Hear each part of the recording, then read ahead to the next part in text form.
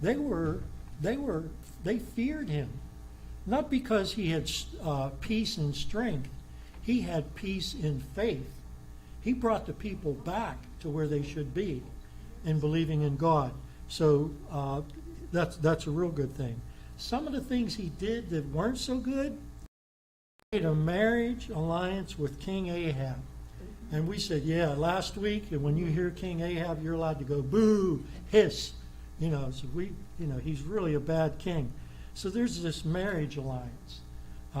King Ahab gives his daughter Athaliah to Jehoshaphat's oldest son. And this Athaliah is a horrible person. We're going to read about her later, and you'll see what I mean. I don't want to be a spoiler here. He also, one of the things that wasn't very good, he went down to Samaria to visit King Ahab, and King Ahab wanted Judah to go with him in war against the northern kingdom, Aram. So that's what, and there's this big feast, and I guess Ahab's buttering him up, and then he said, he lays this desire on him, go with me into battle. After agreeing to go to war with Ahab, to join him in war, Jehoshaphat says, well, let's consult God. That's a little too late. He already said he's going to do it. Now, he could change his mind. But they consult. Ahab brings his 400 false prophets on the scene. And they prophesy, oh, yes, go, king. You're going to have a great victory. Go ahead, go up against them. But, Jehoshaphat, he wants to know, is there a prophet from Yahweh, from God? And there is, Micaiah. And they bring him in, and he says, don't do it. And he has two visions. He says, your people are going to be scattered on the hillside like sheep without a shepherd, meaning Ahab's going to die. They're going to, and his army's going to be scattered, and he gets furious.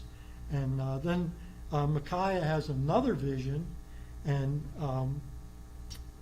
he tells the king again, he declares that it's going to be disastrous if you go up against, this kingdom. So it seems like neither Ahab or Jehoshaphat heed his warning. I mean, they both heard it. They both know that he's a true prophet. But let's see what happens here. Verse 23. They halfway listen. Yeah, they listen, but they do the wrong thing. Verse 23 through 27. Then Zedekiah, the son of Chenahan, came near and struck Micaiah on the cheek and said, how did the Spirit of the Lord pass from me to speak to you? And Micaiah said, behold, you will see on that day when you enter an inner room to hide yourself. Then the king of Israel said, take Micaiah and return him to Amon, the governor of the city, and to Joash, the king's son, and say, thus says the king, put this man in prison and feed him sparingly with bread and water until I return safely. And the prophet Micaiah says, if indeed you do return safely, the Lord has not spoken by me. And he said, listen, all you people.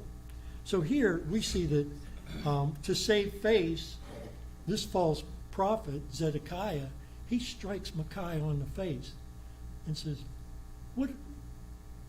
how can God speak through me and you?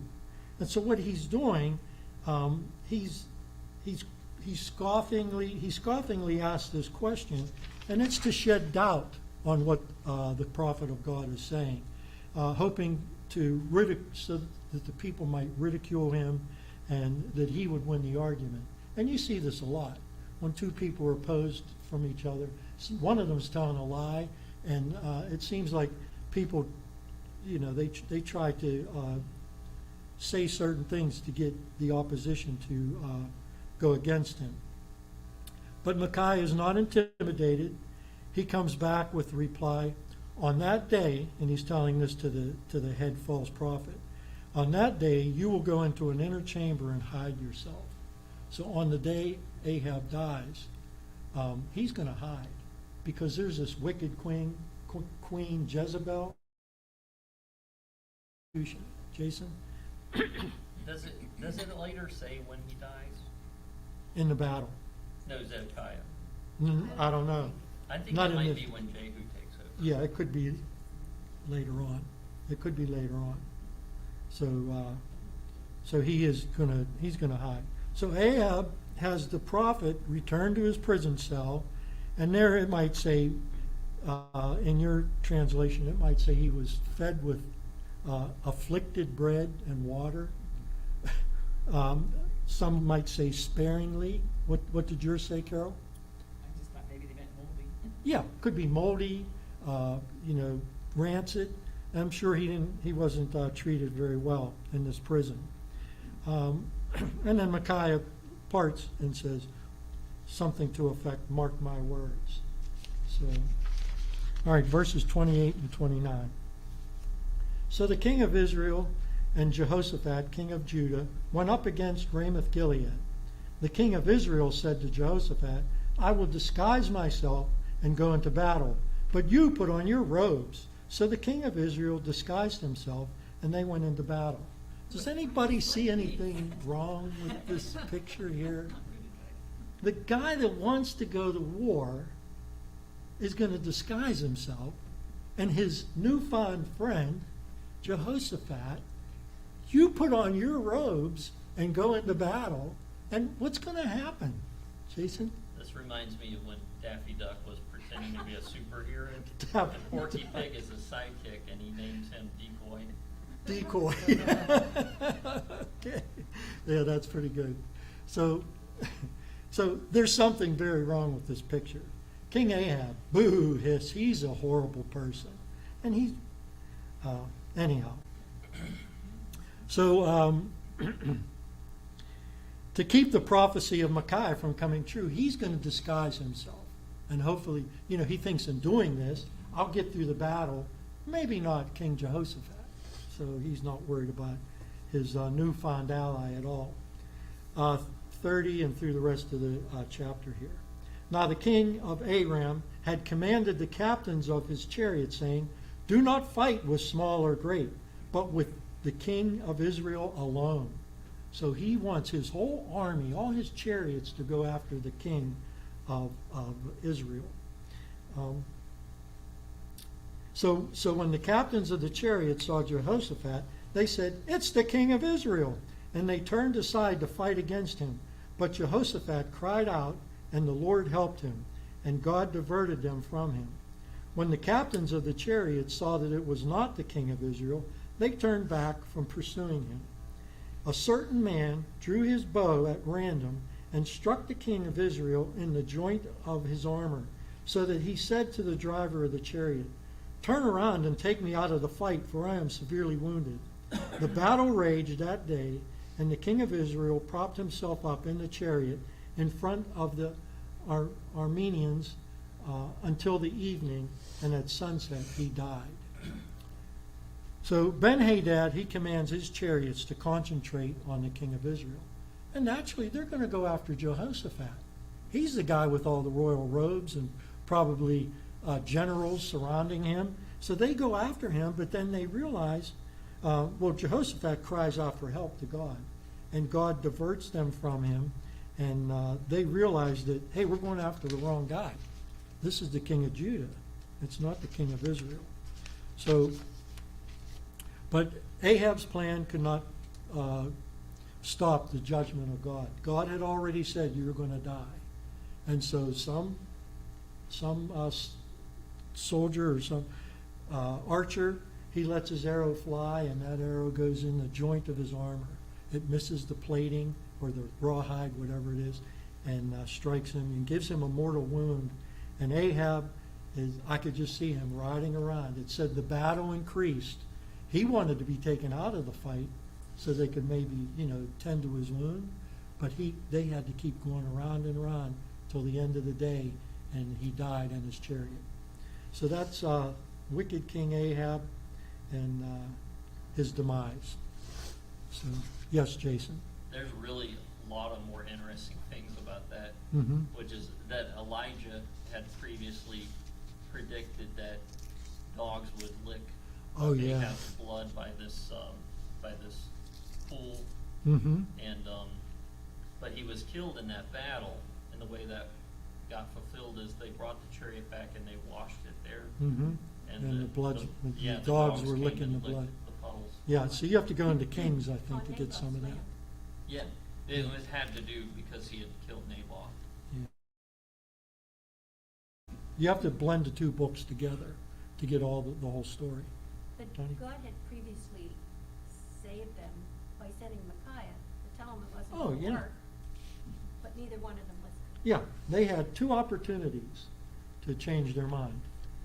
And Jehoshaphat, you think he would have wised up, but he didn't. He went to war. Okay, Justice? Yeah, tag her.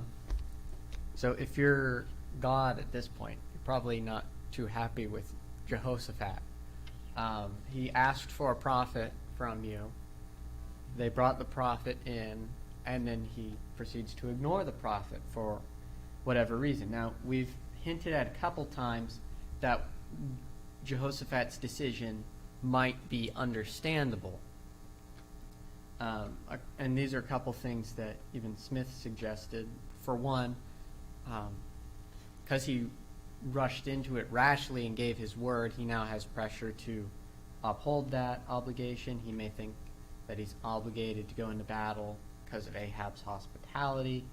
And the Arameans are a threat to their kingdom, so there is at least some understandable reason why he would have gone into battle. But the simple thing is that even if it's understandable, it's still foolishness. God told him not to do it, and that no good was going to come of it, and he almost gets himself killed. Also, the story that it gives about, God was there saying, how can I trick these people? Oh, I'll send a lying spirit. Should have cautioned both of them. Yeah. So that's where we're left off with in chapter 19. When we pick up chapter 19, it starts with Jehoshaphat leading his part of the army back to Jerusalem. They're almost back, and the Lord sends another prophet to talk to him. Could we get a volunteer for the first 4 verses of chapter 19? All right, Dad? Okay, King Jehoshaphat of Judah returned to his home in Jerusalem in peace. Then Jehu, son of Hanani, the seer Hanani, went out to confront him and said to King Jehoshaphat, "Do you help the wicked and love those who hate the Lord? Because of this, the Lord's wrath is on you. However, some good is found in you, for you have eradicated the Asherah poles from the land and have decided to seek God." You want me to read 4? Yeah. Jehoshaphat lived in Jerusalem, and once again he went out among the people from Beersheba to the hill country of Ephraim, and brought them back to the Lord, the God of their ancestors. Thank you. So here we see God has sent another prophet to talk to Jehoshaphat. He meets him as he's coming into the city. And this is actually a remarkably brave prophet. And the reason I think we can see that is because of who this prophet is the son of. Does anyone remember who Hanani is? Because we met him a couple weeks ago. Hanani the seer was the prophet that God sent to speak to King Asa back in chapter 16. And at that time, Hanani was reprimanding Asa for having made an alliance with, who was it? With the king of Aram, funnily enough, the one that he and Ahab were just fighting. Asa had allied with him to fight Baasha, the king of Israel. And Hanani the seer tells him, why did you do this? Remember, God saved you from this even bigger Ethiopian army or Egyptian army long before. Because you relied on the king of Aram and not God, you missed out on the opportunity to beat both Israel and Aram. And now Jehoshaphat has just been beaten by Aram again. And God sends Jehu, the son of Hanani, Hanani's son, to say these words to him. So that's why I think Jehu has to be pretty bold here, because the last time his family said anything negative towards the king of Judah, his dad was thrown in prison. And so, for all he knows, with Jehoshaphat coming back, having just been defeated, and may not be in a good mood, he's looking at the possibility of being thrown in prison again. Fortunately, Jehoshaphat shows a difference from his father at this time, and he's going to start to listen to what God's saying. Maybe a bit of a change on him, but for the most part, his reign is going to be pretty smart from here on out. Now, Jehu opens by asking this question of Jehoshaphat. He's like, should you help the wicked and love those who hate the Lord, and so bring wrath on yourself from the Lord? Now, the reason he asks him this question in this way is to get him to think. Because the obvious question, if I were to ask you, Jania, should you help those who hate God and bring wrath upon yourself? No. It's a very easy layup question that's meant to get Jehoshaphat thinking. And to hopefully point out to Jehoshaphat the lesson that he ought to learn from this. Now in verse 3, Jehu praises some of the good things that Jehoshaphat did. He says, but there is some good in you, for you have removed the Asheroth from the land, and you have set your heart to seek God. So he says that on both a public and a private level, Jehoshaphat, despite the foolishness of this alliance and this battle, he has been doing a lot of good in his kingdom. He's been fighting idolatry both in his own life and publicly. So I think what Jehu does here, I think, is a good lesson for us in dealing with people, because all of us, we make smart decisions and we make really dumb decisions. And I think he points out very well that even within the same statement, one can bring both reproof and encouragement at the same time. It's very possible to point out, like, hey, what you did right here, it's really dumb. Stop it. What you did here, that's great. Do more of it. And we're going to see that Jehoshaphat starts to do more of what Jehu encourages him to do. And that's what brings us to verse 4. It says that Jehoshaphat is going to start going up into the northern parts of Judah and the southern parts of Ephraim, where they, under a couple kings ago, I believe it was Abijah, when they beat the Israelites during his time, they got a couple cities from Ephraim that they now kind of make part of the kingdom of Judah. And Jehoshaphat's going to go up and kind of minister to them. We think about them being in southern Israel. They would have been pretty close to, I think it's Bethel is where one of the two golden calves was. So they're going to be right in that area where that calf worship would have easily been the strongest. And so Jehoshaphat's going to go up and to those cities that they got from Israel and remind them how they're supposed to worship. He's going to teach them again. And we've already seen him doing some of that.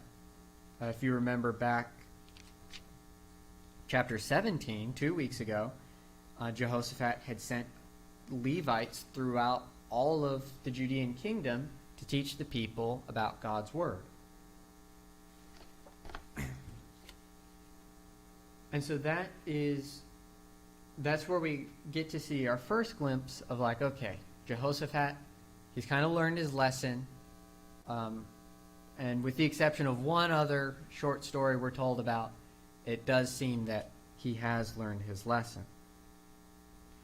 Now, the next thing we get to see is they get to go through more of his reforms, more of the things that he's doing to help return Israel to the law. So, could we get a volunteer to read verses 5 through 8? Carol?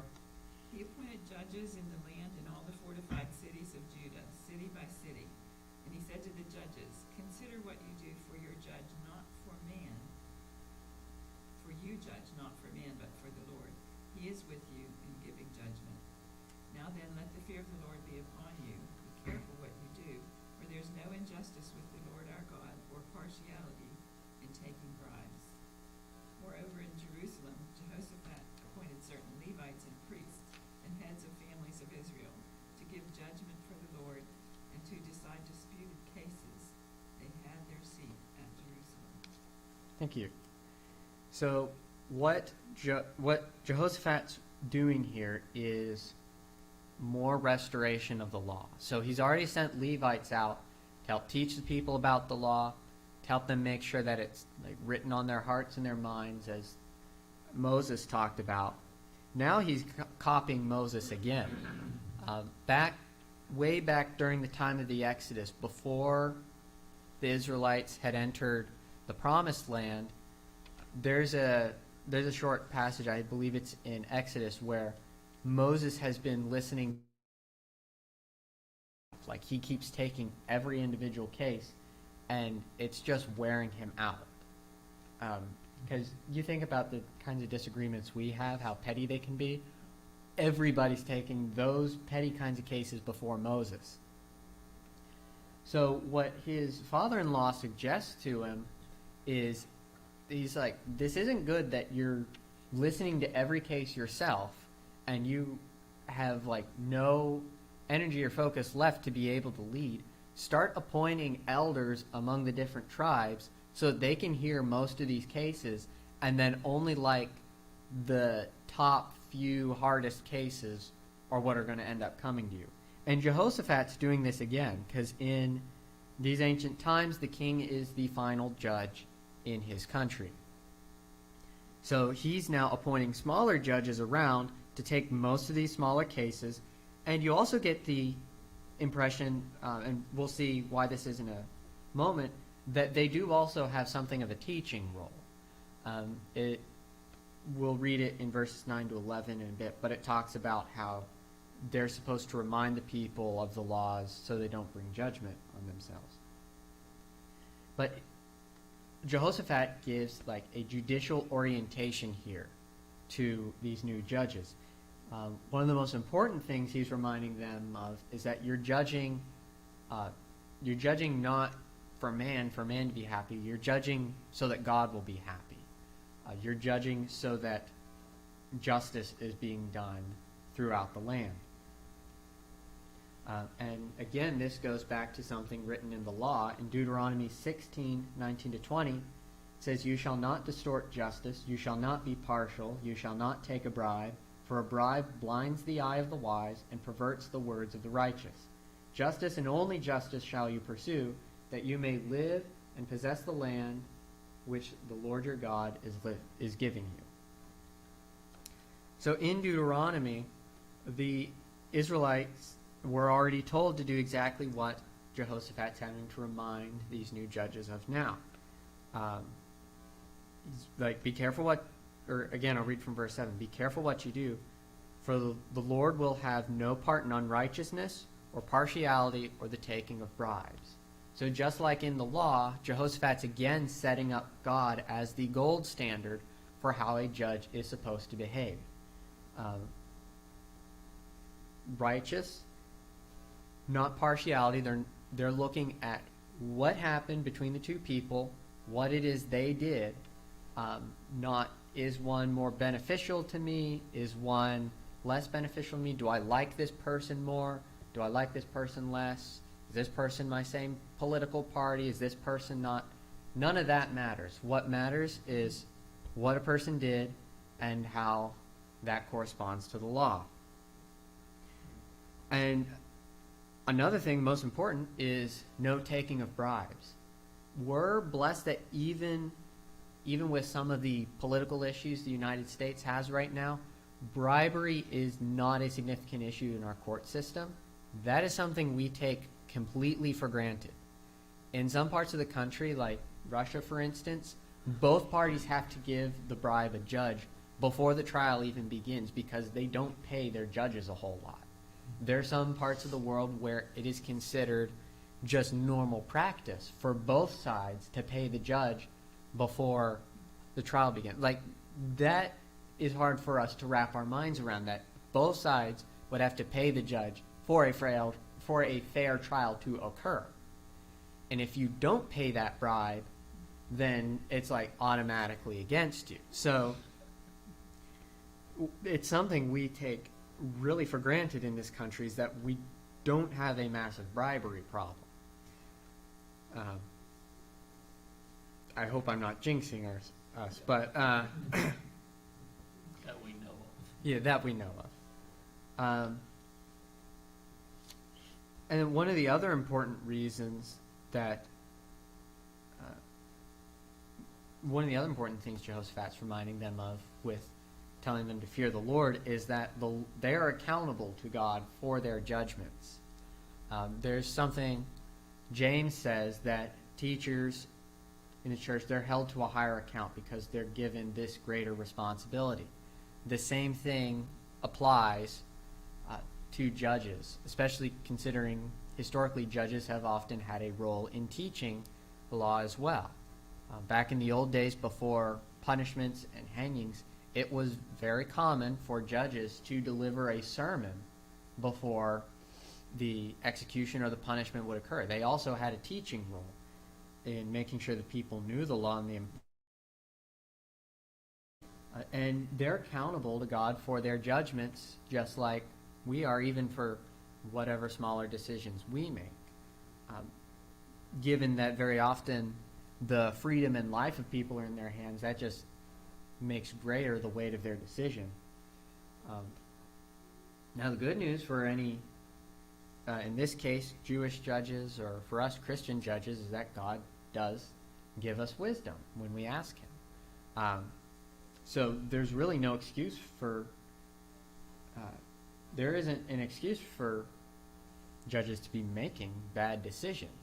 They've been given the resources and the abilities that they have to make a decision.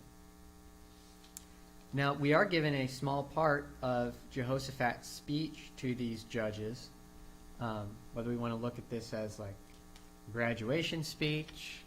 It says that he, in verse 9, I'll read it in a moment, it says he charged them. Kind of reminds me of like a graduation speech.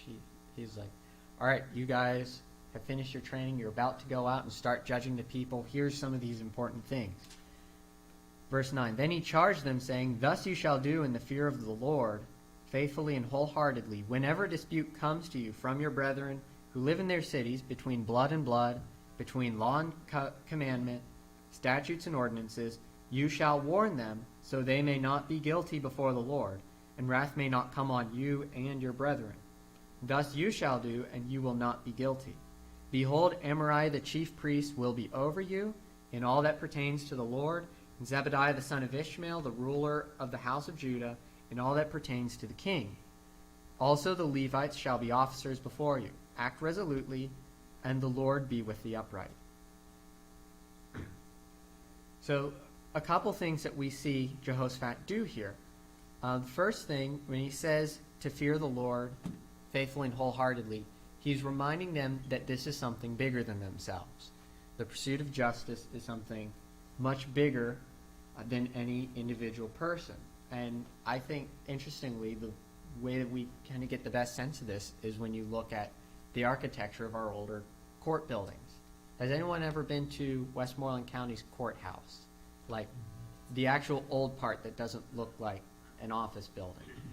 I was just in there the other day, and I'd forgotten what the inside of it looked like. It's got like red carpets on the steps. Everything is stone and marble. It's an amazingly beautiful building. And whenever you walk in, it's like part of your breath gets taken away. And part of the reason we used to build buildings like that for the seats of law is to remind us that there is something greater than us. There's something higher than us, more awesome than us, which we have difficulty comprehending. You can use architecture to teach lessons in that way, and that's what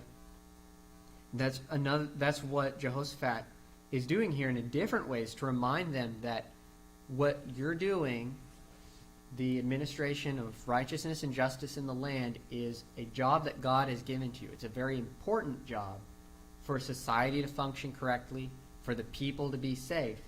This is something bigger than you and whatever desires or bribes might come your way. And he wants them to remember that. Earlier you said we don't have a big problem with bribes, but then you mentioned something about party, and it does strike me that I think in recent years we've gotten into a situation where we have extreme biases, and there are judges that won't recuse themselves because of their personal feelings. They don't make fair decisions, and Yeah, I mean that is a fair point. it's happening more and more, and it's something that hopefully will get on people's radar and something that could be addressed in the near future. Yeah, it was something. I'll come back to that because I did have a short thing to say on it in a moment. But then the second thing that we see in Jehoshaphat's speech here is what I was mentioning earlier. He talks about them teaching and warning about the law, so that the people are without excuse with their behavior. So that almost makes me think that these appointed judges didn't just have a after-the-fact judgment type of role. They also had some sort of preventative teaching role, where they're trying to teach people the law. And it says that they're doing this so that wrath won't come on them and their brethren. Now, some people might ask, is this unjust that for one person's inability to do their job, wrath is coming on more people, their job or their responsibility? Well, there's a couple reasons that this isn't unjust at all. First of all, it's not, this passage and what Jehoshaphat's saying will happen is not the incurring of guilt happening on multiple people. That's different than wrath. Now, God's wrath does come on the guilty, but when that kind of punishment comes on the guilty, think of a judge, a very powerful position. If God punishes a judge in some way, that's going to affect not just whether it's the clerks or the people that work around him, that's going to affect all kinds of people within that jurisdiction who were under his authority.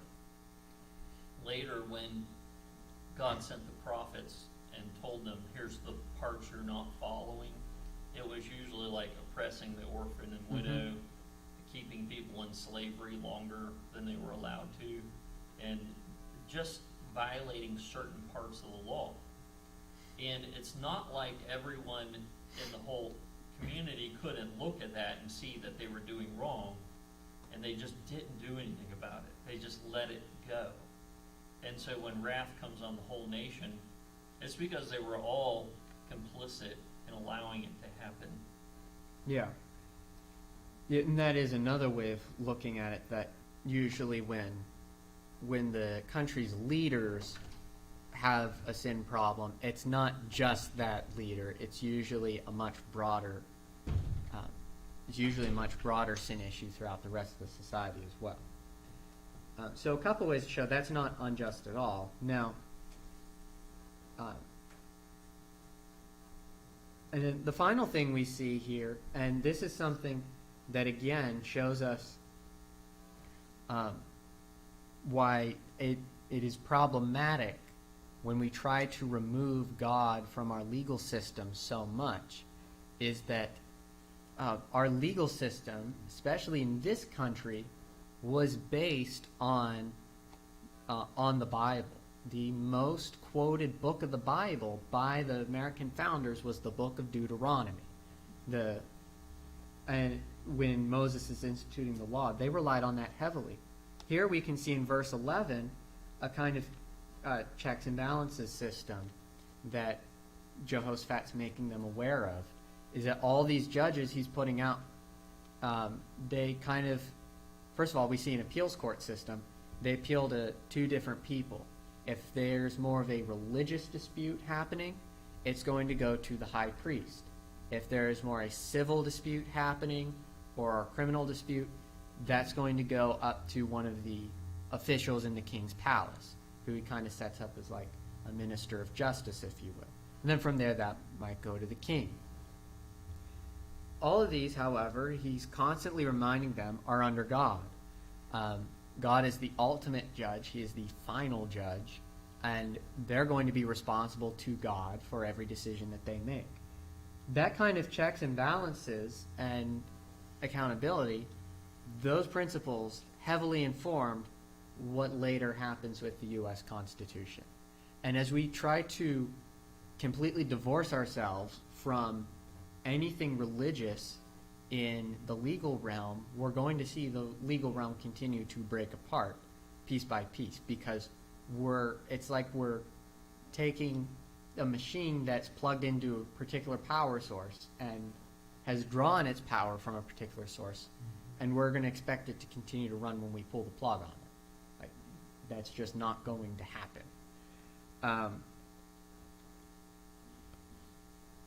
So that is the judicial orientation that Jehoshaphat is going to give to these new judges. And so a couple things for us to think about as we close out this morning. Number one, I know none of us in this room are judges, but we still make judgments every day.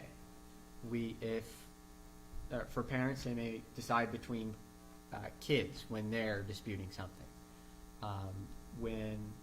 If you have a job, you may be trying to make a decision between two different decisions, something like that.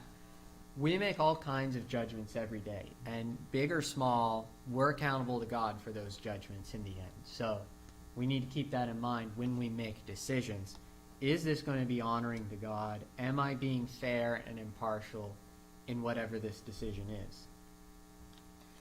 I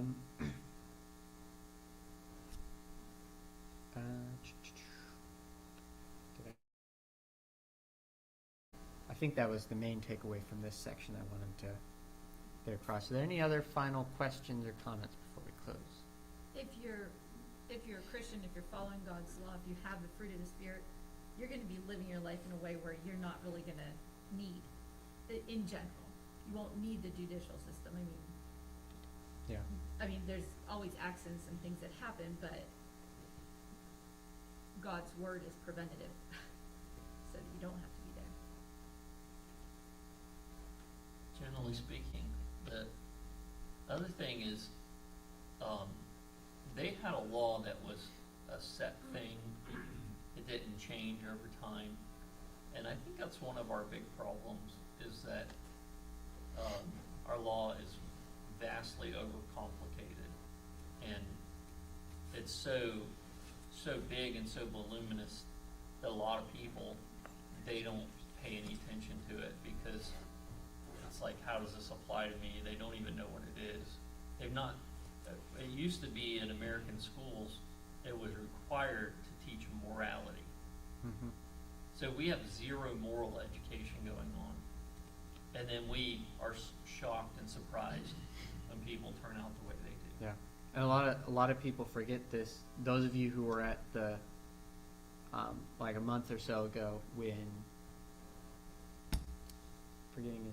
Ryan Cox was at Monroeville doing his American Founders series, one of the things he mentioned was the original reason that one of the original reasons they set up the public school system was to make sure that all of America's children were being taught good morals.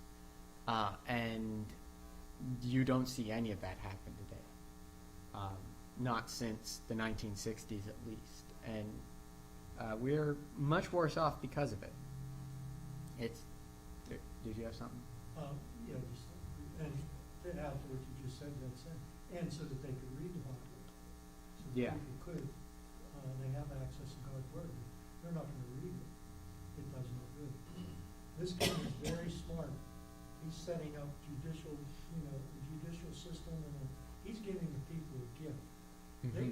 They get to settle their disputes among themselves And if they can't, there's judges there to do that. We're gonna see other dictators. There's judges that they just set up people that are in power, and they don't care if it's off with your head, you know, if there's a problem, and it's their word, and that's the final word. So, he's given the people a gift, and I think it's through God's, you know, teaching that Jehoshaphat does this. Yeah. And think about one more time just how much he's given to them. It's not just these judges, but there's also been public removal of all idols and all other forms of worship. There are Levites and priests going throughout the kingdom of Judah, teaching the people God's word. Like at this point, if you don't know how you're supposed to live in Israel, it's on you at this point.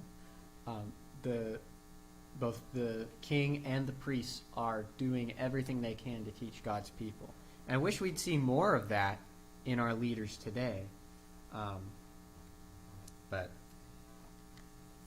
that might come down to the biggest, probably one of the biggest judicial decisions that we as citizens make would be with our vote and who we vote for. And that's a judgment we have to keep in mind. When you compare Judah to Israel right now, you know, Israel has the Baals, Yeah. Jezebel's Baals, and then they have the false prophets of Ahab, the king. Golden And calves. And the golden calf worship and all that, and the high places and the astros, they're a mess. Mm-hmm. They don't know who's in charge. They don't know what God to worship. But- Yeah. And they but keep Judah, losing kings he after like narrows it back 2 down to the generations. law. Let's do the law, and we see how they're prospering and how they're protected by God over and over again. Even when Jehoshaphat does something wrong, God still protects him because he knows even then he loves God. Yeah. And you bring up an interesting point there, which very often the solution to some kind of societal problem is not to just create another new law. Sometimes it's to either just go back and apply one that's been there, or sometimes it might be to take away a few laws and simplify things for people to understand. The other misconception, while a leader can't get everyone to sincerely believe and love God and all that, they can set up the climate for that to flourish or to be diminished. Mm-hmm. These good kings of Judah, where they set the stage and they put things in place that would cause it to flourish rather than be diminished. And what we see today is, generally speaking, everything is geared toward diminishing belief in God, love for the Bible, and not causing it to flourish. Again, you know, we don't want a leader who's going to impose Christianity or force people to convert or something, because that can't happen. But we don't want someone who is like doing the exact opposite of that.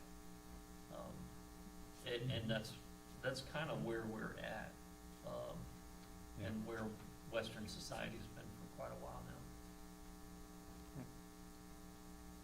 Anyone else? All right. Well, thank you all. Good discussion this morning. With that, we'll close with prayer. Father in heaven, we're grateful for the day you've blessed us with. We're grateful we can learn from your word about these kinds of behaviors that we're supposed to model in our lives. Help us when we make different decisions, big or small, to make sure that we're considering what you would want us to do, and to consider that first before any other decisions. Help us to be righteous and just people, grateful for this day and for your blessings. And it's in your Son's name we pray. Amen.